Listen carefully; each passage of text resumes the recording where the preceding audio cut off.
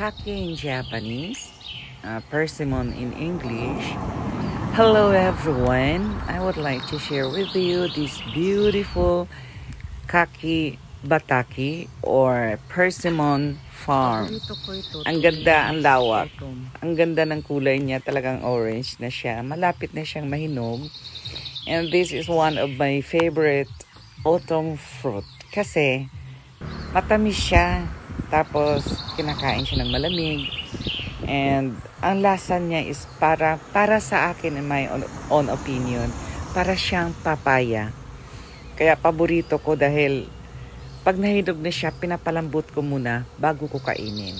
Before ko kainin, pinapahinog ko muna siya, pinapalambot, para lumabas talaga yung tamis niya. So, thank you for watching guys. I hope you enjoy and see you in my next video.